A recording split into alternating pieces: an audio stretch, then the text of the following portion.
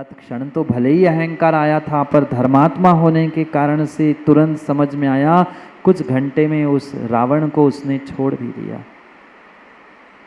पर पकड़ा था, ये बात तो बीच में घुसी थी। मैं की इमेज को धक्का देने वाली थी और वही बात लेकर वह बैठा था और वही बात पुनः उसे याद आ गई। ये बाली आज ढोंग कर रहा है कपड़े उतार कर, मुझसे लड़ नहीं पाया, मेरे सामने झुक नहीं पाया, सो अब मुझे झुकाने के लिए यहाँ कपड़े उतार कर बैठा है।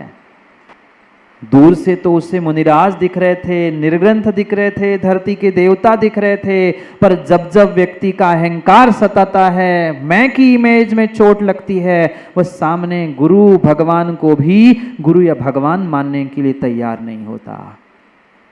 क्यों टूटे मंदिर, क्यों बिखरी समाज? मात्र और मात्र मैं की इमेज को धक्का लगता है, ये सब बिखरता है, सब बिखर जाता है। अहंकार के चक्र में आकर, मैं के चक्र में आकर रावण ने निर्णय कर लिया कि अब मैं देखता हूँ। बहुत ज्ञानी और बहुत समझदार, बहुत समझदार समझता है ना अपने आप को। समझ क्या रखा है, मैं कम नहीं हूँ। तुमने कपड़े उतार लिए, नंगे हो गए, सो क्या हो गया, मैं भी तुम्हें देख लूंगा। और जिस पर्वत पर, जिस कैलाश पर्वत पर वह बाली मुनिराज तपस्या कर रहे थे, अनेक विद्याओं के माध्यम से उस दशानन ने उस पर्वत को उठाने का प्रयास किया। यूं बाली मुनिराज तो अपने ध्यान में तल्लीन थे, कोई विकल्प उन्हें बिल्कुल वहां पर था ही नहीं। पर जैसे ही वह पर्वत का उठाने का उनको एहसास हुआ, धर्म के प्रति, मंदिरों के प्रति एक आत्मीयता कह दो, एक लगाव कह दो, उसकी सुरक्षा की भावना कह दो, बाली मुनिराज को पता चल गया कि ये दशानन है, उठा के फेंक दे। समुद्र में फेंकने की भावना से उठा रहा है। इतने सुंदर जो जिनालय, जो ये 24 ही बनाई हैं, इसका क्या होगा? और ध्यान में बैठे बैठे ही उस बाली मुनिराज ने अपने पैर के अंगूठे से उस कैलाश पर्वत को दबाना प्रारंभ किया। हाथ के नहीं, वे तो बैठे हैं, जमीन पर पैर का अंगूठा टिकता है और उसी पैर के अंगूठे से इतना शक्तिशाली चरम शरीरी था, उसी भाव से मोक्ष जाना निश्चित था, उत्तम सहनन था। पैर के अंगूठे से इस कदर कैलाश पर्वत को दबाया कि नीचे जो दशानन पकड़ा हुआ उस पर्वत को उठाकर फेंकने का प्रयास कर रहा था, वह रोने लग गया, चिल्लाने लग गया, बचाओ, अब नहीं संभल पाएगा, गलती हो गई मुझसे, मुझे क्षमा करो। क्योंकि ज्ञानियों, ऊंट कब तक बढ़ा? शायद यही से कहावत शुरू हुई। ऊंट कब तक बढ़ा, अहंकारी कब तक बढ़ा, तेरी मैं की इमेज कब तक बढ़ी? जब तक तेरे सी बड़ी इमेज तुम्हारे सामने नहीं है, तब तक कभी भी तुम्हें अपना छोटापन का एहसास हो नहीं सकता। कभी छोटेपन का एहसास नहीं हो सकता। जैसे ही वह चिल्लाने लगना, रोने लग गया, रोती थी रावणा, जो रोता है वह रावण है, ऐसा सिद्ध हुआ। पहले दशानन नाम था, रावण नाम नहीं था। जो रो रहा है वह रावण है। आखिर उस वजन को ना संभालने के कारण से उस रावण को पुनः पर्वत नीचे रखकर गुरु के सामने जाकर अपना समर्पण करना पड़ा, क्षमा मांगनी पड़ी बाली मुनिराज से। ये बाली मुनिराज कौन थे पता है? माँ पिछले किसी पर्याय में, हिरण की पर्याय में, तिर्यंच की पर्याय में, निर्ग्रंथ के चरणों में बैठकर मात्र प्रतिदिन जंगल में जिनवाणी का पाठ सुनते थे। और वह पाठ सुनने वाला हिरण इतना शक्तिशाली हो गया कि वह बाली बनकर बाली पर्याय में उस मुनिराज की अवस्था में कैलाश पर्वत की तो सुरक्षा की ही की, पर स्वयं भी मुक्ति को प्राप्त हो गए। इतना सा अहंकार,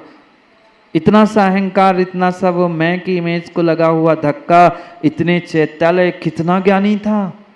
शांतिनाथ भगवान की भक्ति करते करते वह वीणा के तार टूट गए, भक्ति खंडित ना हो, अपने से शरीर से नस निकाल कर वह तार की जगह पे लगाकर कंटिन्यू भक्ति करता रहा, और ऐसा अहंकार में डूब जाता है और वह 72 जिनालय को फेंकने के लिए तैयार है। कैसी है तुम्हारी मैं की इमेज? क्यों हम मैं की इमेज बनाते हैं? क्यों हम मैं की इमेज बनाते हैं? उस मैं की इमेज को काटने के लिए मुझे दूसरी इमेज बनानी पड़ेगी।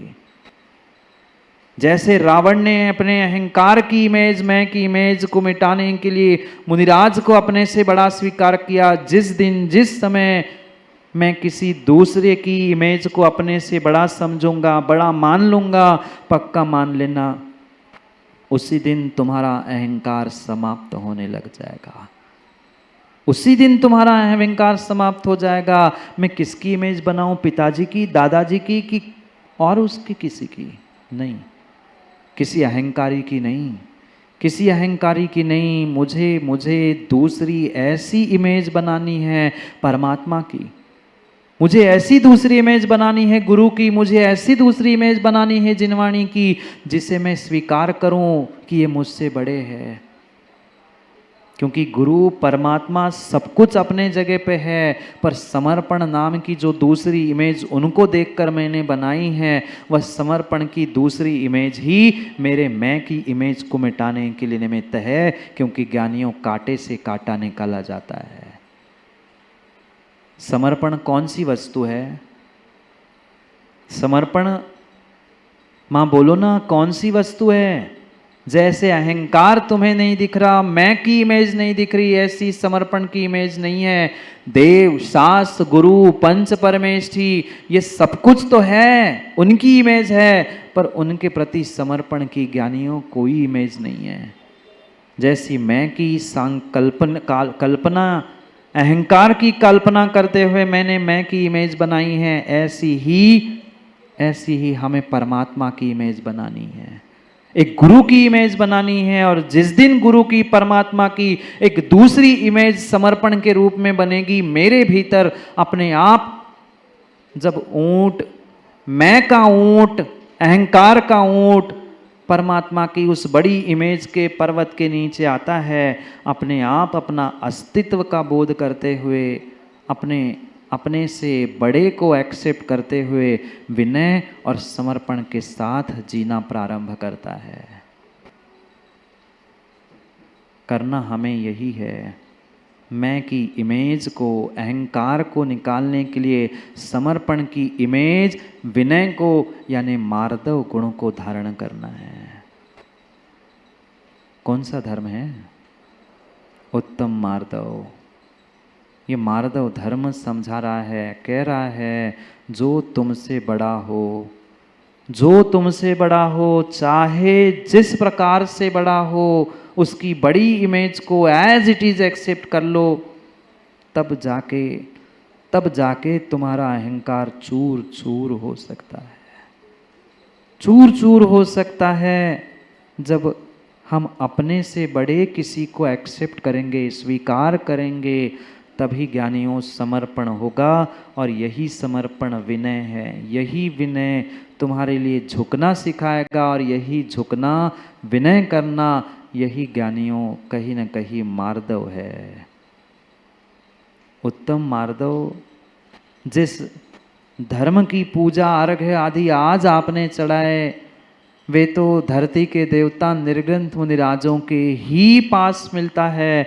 पर श्रावकों, आप भी अपनी मैं की इमेज को निकालते हुए समर्पण की इमेज के साथ साथ उस मार्दव गुण को, उस विनय गुण को जीवन में प्राप्त कर सकते हो। पर क्या करे आज हर इंसान पे भूत सवार है। भूत सवार है। कौन सा? कोई भूत पिशाच व्यंतर वाले बहुत कम को भूत लगते हैं, सब पे मैं का भूत चढ़ा है। मेरे लिए ऐसे कैसे कह दिया? मैं इतना सब कुछ करता हूं, घर के लिए मैं मरे जा रहा हूं, फिर भी आपको मेरी कीमत नहीं? मैं का भूत चढ़ा है, मैं का भूत चढ़ा है। उतार दो उतार दो उतार दो उस मैं के भूत को। जब तक तुम समर्पण की, विनय की इमेज अपने भीतर नहीं बनाओगे, तब तक तुम्हारी मैं की इमेज मिटने वाली नहीं है।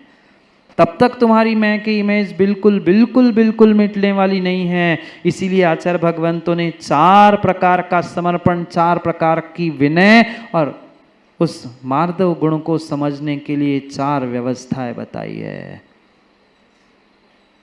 दर्शन विनय, ज्ञान विनय, चारित्र विनय और उपचार विनय। ये 4 प्रकार की विनय मात्र और मात्र तुम्हें झुकना सिखा रही है। आपसे कोई बड़ा है ये समझा रही है, जो ज्ञान में बड़ा है, जो सम्यक दर्शन से तुमसे श्रेष्ठ है, जो चारित्र में तुमसे श्रेष्ठ है। इन तीनों का बड़प्पन स्वीकार करते हुए अपने मैं के भूत को उतार दो। मैं के भूत को उतार दो, मैं के भूत को उतार दो। चाहे डाकू हो, चाहे चोर हो, चाहे कसाई हो, चाहे संसारी हो, चाहे साधक हो, चाहे साधु हो, अगर कहीं भी किसी भी प्रकार से ज्ञानियों मैं बड़ा ये शब्द आ गया तो पक्का है अभी तू धर्म से दूर खड़ा। मैं बड़ा मतलब तू अभी धर्म से बहुत दूर खड़ा। तूने धर्म जाना ही नहीं है, तूने धर्म जाना ही नहीं है, तूने धर्म जाना ही नहीं है। जो 8 गुणों से युक्त सम्यक दर्शन कहा, उसे प्राप्त करना या जिन्होंने प्राप्त किया उनका उनका उनका विनय करना, उनके प्रति समर्पण करना, ये दर्शन विनय है। जो आपसे अधिक ज्ञानी हैं उन ज्ञानियों की और सम्यक ज्ञान जो 8 अंगों से युक्त है उसको प्राप्त करना, ये ज्ञान विनय कही। चारित्र, जो 13 प्रकार के चारित्र धारण करने वाले धरती के देवता गुरु भगवान हैं, वे चारित्रधारियों की विनय करना। और सबसे आखिरी जो उपचार विनय है, आज उस उपचार विनय की बहुत बहुत बहुत आवश्यकता है, बहुत आवश्यकता है। क्योंकि हम ज्ञान दर्शन चारित्र की तो दिखावे के लिए फिर भी विनय करते हैं, झुकते हैं, मन में तो है नहीं है, मन में तो है नहीं है झुकने का विचार, पर फिर भी दिखावे के लिए, लोक लाज लोक व्यवहार के लिए। नमस्ते महाराज जी, कौन के महाराज जी बताते तुम्हें हमें कैसे पैर दिया महाराज ने, होंगे महाराज जी सबके साथ। हाँ महाराज जी, ढोक दो महाराज जी, नमस्ते महाराज जी, नमस्कार भगवान। पर मन में तो इसलिए फिर तो मिलना बताते हैं तुम्हें, काय के महाराज, काय के गुरु और काय के माँ बाप, चाहे कोई हो, चाहे कोई हो, चाहे कोई हो, ये भीतर बैठी हुई मान को निकाल लो, भीतर बैठी हुई मान को निकाल लो। ज्ञानियों ध्यान रखना, ये मैं हथौड़ा है, ये अहंकार हथौड़ा है। अगर कहीं ताला लगा है और तुम अहंकार में जाकर हथौड़ा लेकर पहुंचो, ताले को तोड़ना ही पड़ेगा। पर ज्ञानियों समझे जानी जी, वही अगर मैं की चाबी मैं लेके जाऊं ना, तो धीरे से वही ताला खुल सकता है। आज तक हमारी अकल का ताला क्यों नहीं खुला? खुल गया क्यों शिविरार्थियों? अकल का ताला क्यों नहीं खुला? क्योंकि हम हथौड़ा लेकर तोड़ने का प्रयास करते हैं, चाबी विनय की लेकर खोलने का प्रयास नहीं करते, खोलने का प्रयास नहीं करते, खोलने का प्रयास नहीं करते। एक माँ कुछ दिन पहले पूछ रही थी सम्यक समाधान में, महाराज जी ऐसा कहा जाता है विद्या विनयेन शोभते, विद्या ददाति विनयम, विद्या से विनय मिलता है। पर आजकल के जितने पढ़े लिखे वे तो और अहंकार की चोटी पे बैठे हैं, ऐसे कैसे? नीतिकारों ने गलत नहीं लिखा, मैंने कहा नीतिकारों ने गलत नहीं लिखा, वहाँ विद्या ददाति विनयम लिखा है, शिक्षा ददाति विनयम नहीं। आज विद्या कहाँ मिलती है? आज विद्या कहाँ मिलती है? आज तो मात्र शिक्षा, पढ़ाई, डिग्री मिलती है। ये डिग्री भी युवाओं ध्यान रखना, ये डिग्री भी आर्यन ध्यान रखना, सही मायने में ये डिग्री नहीं है। तुमने जीवन भर पढ़ाई पे किया गया खर्चे की छोटी सी रसीद है कि ये रसीद तुमने प्राप्त की, ले गया नहीं, और कुछ नहीं है। विद्या नहीं मिल रही, शिक्षा मिल रही है, और ये शिक्षा, ये पढ़ाई कभी विनय सिखाई नहीं सकती, और इसीलिए शायद ये विद्या नहीं है। दोनों एक दूसरे के लिए पूरक है। जो झुकना ही नहीं चाहता, दूसरे को अपने आप से बड़ा स्वीकार ही नहीं करना चाहता, उसके जीवन में क्या हो सकता है। उपचार विनय को समझा रहे थे आचार्य भगवान, नीचम गमनम नीचम ठाणम। गुरु भगवंतों से, हमसे जो ज्येष्ठ है उनसे नीचे बैठना चाहिए कि आज भले ही आप सब मिलकर जो चाहे अत्याचार कर लो, पर ये पक्का है, अगर एक पूरी जैन समाज एक हो जाए तो शायद बहुत कुछ हो जाए। पर हमारी समस्या यही है कि सबकी अपनी अपनी मैं की इमेज है। मैं अमुक पंथी हूँ, मैं अमुक वासी हूँ, तोड़ दो और छोड़ दो, तभी कुछ काम हो पाएगा, अन्यथा होने वाला नहीं है। अन्यथा होने वाला नहीं है। अहंकार को छोड़कर हमें पुनः एक बार एक होने की आवश्यकता है। ज्ञानियों ने तो कुछ दिनों में वह शाश्वत पर्वतराज सम्मेद शिखर भी तुम्हारे हाथ से चला जाएगा। खुली चुनौती दी जा रही है और हम अभी चुपचाप ही बैठे हैं। उतार लो अपने मैं के भूत को, उतार लो अपने मैं के भूत को, पहन लो विनय नाम का गंडा ताबीज। उतारते ना बहुत सारे गंडे ताबीज से, उतार दो।